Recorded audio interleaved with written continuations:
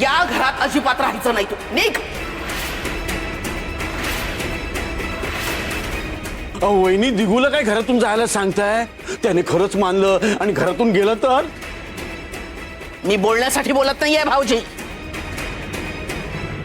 या घरात राहायचं असेल तर या घराचे नियम पाळूनच राहायचं, नाहीतर बाहेर पडायचं. ठीक आहे, चल सकू, आपण आत्ताच्या आत्ता हे घर सोड. आऊ ह्या असल्या खोटारड्या लोकांसोबत मला राहायचं नाही.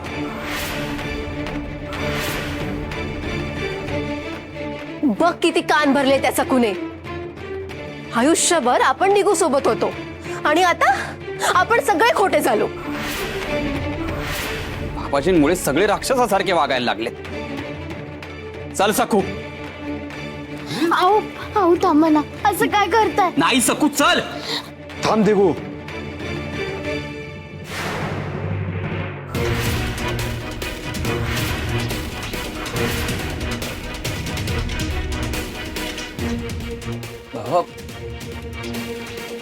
तू थांब दिगू. या सगळ्याचं मूळ कारण तू नाहीच आहेस, मी आहे. मी परत आलोय याचा या दुष्ट बाईला आनंद झालाच नाहीये, उलट अडचणच होतीये. मी घरात आहे म्हणून हिने गावात पूजा घातली आणि गावात गोंधळ झाला. त्यापेक्षा हिला हिच्या घरात काय वाटेल ते करू दे, म्हणजे गावात तरी शोभा होणार नाही. मीच जातो. अहो मामांजी थांबा ना, या घराला आम्हा सगळ्यांना तुमची गरज आहे. तुम्ही नका जाऊ मामांजी. मामांजी अहो तुम्ही कुठेही जायचं नाहीये, आम्हा सगळ्यांना तुमची गरज आहे. हो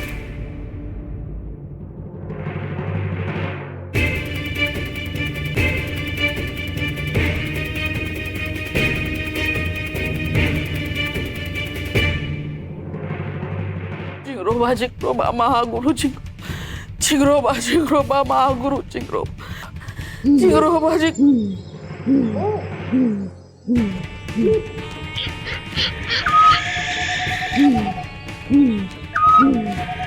बाबाजी, घुबडाचा आवाज आला म्हणजे माझ्यासाठी तुम्ही सांगावं धाडलाय.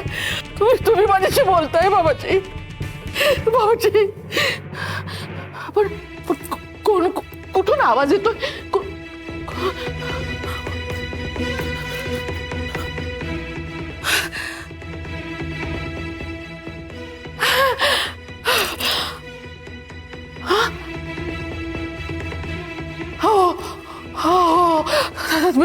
मी ताबडतोब येते, ताबडतोब येते मी.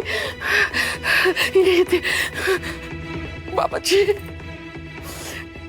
प्राण गेले तरी मी इथून उठणार नव्हते, पण तुम्ही आता मला बोलावलं, धन्य झाले मी बाबाजी, धन्य झाले बाबाजी.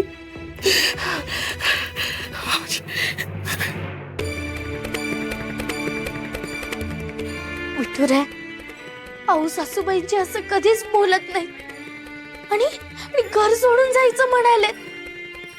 मी मामांची तर घर सोडून निघाल्याचं मी बघितलं. असं नको रे करूस तू. मी तर माझ्या घराचं चित्र एकोपाने एकत्र राहण्याचं बघितलं होतं.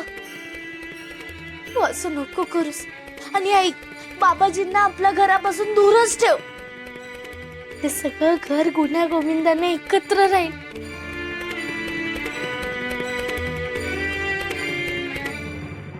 बाबाजी बाबाजी बाबाजी अरे खूळ मारला का काय तुला? काय करते? उभी राहा. ओ बाबाजी, वेळ लागेल मला. बाकी जगात काहीही झालं तरी चालेल, पण तुम्ही मला लाथ आणलत ना तर मला खरंच वेळ लागेल. हा, असं करू नका बाबाजी. तुम्हाला माझा राग येईल ना तेव्हा माझा गळा आवळून मला मारून टाका, पण मला लाथ आणू नका बाबाजी, मला लाथ आणू. मनोरमे, राग आणि रडणं माणसाला खरं बोलायला भाग पाडतं. बाबाजींनी त्या थेरड्याचं वाक्य मनोरमाबाईंना चिकटवलं. राग रडणं हे माणसाला खरं वागायला बोलायला भाग पाडतं. तुझा नवरा इथं आलता, आगीत तेल ओतून गेला, तेव्हा आमच्या ध्यानात आलं मग आम्ही विचार केला का त्याचं थोबाड बघितल्यावर आमचं टाळकं एवढं सटकतंय तर तुझं काय होत असेल म्हणून तुला बोलावणं धाडलं. हे बघ मनोरमे, हे बघ. हे काय बाबाजी?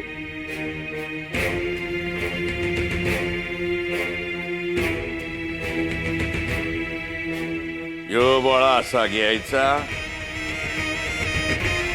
असा त्याला कुचकळून काढायचा आणि मग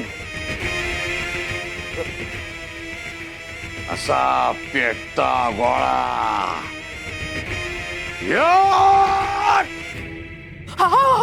बाबाजी ए तुला काय झालं मनोरमे घाबरायला? हा?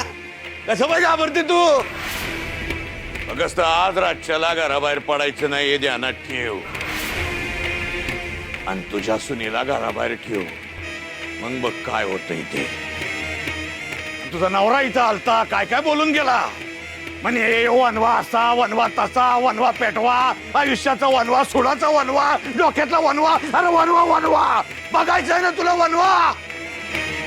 मग बघ मी धावतो तुला कसा असतो वनवा ते. जय जिंगरोबा. जय जय जय बाबा.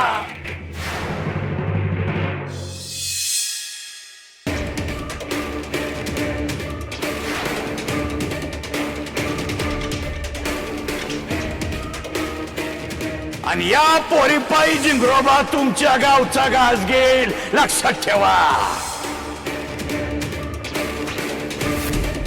सखू सखू सखू काय झालं वंसा? तुम्ही एवढे घाबरलेला का दिसताय? अहो ना काही. अगं ते झालं. तुला तुझ्या अहोशिवाय दुसरा काही दिसतच नाही का? अगं रमाई बाहेर अंगणात उभी आहे. सासूबाई त्या का बाहेर उभ्यात? मलाच काय प्रश्न विचारतेस? अगं एखादी सून असती तर चटकन बाहेर धावली असती की का आपली सासू बाहेर उभी आहे आणि तू इथे मलाच प्रश्न विचार. नाही नाही थांबा मी बघते.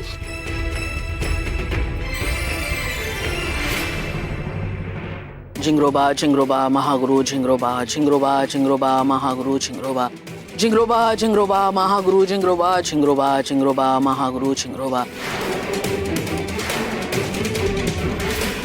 सासूबाई जिंगरोबा, तुम्ही असे रात्रभर बाहेर का उभे आहात? चला ना आज चला. तू कालीस मी काहीही करीन आणि तुला उत्तर द्यायला मी बांधील नाही. हो सासूबाई तुम्ही रात्रीच्या बाहेर नका ना हो थांबू. तुम्ही आलात आणि बाबाजींच्या हस्तासमोर जप. आसन बाबाजी महागुरु जिंगरोबा हे शब्द तुझ्या पापी तोंडातून बाहेर सुद्धा पडता कामा नये.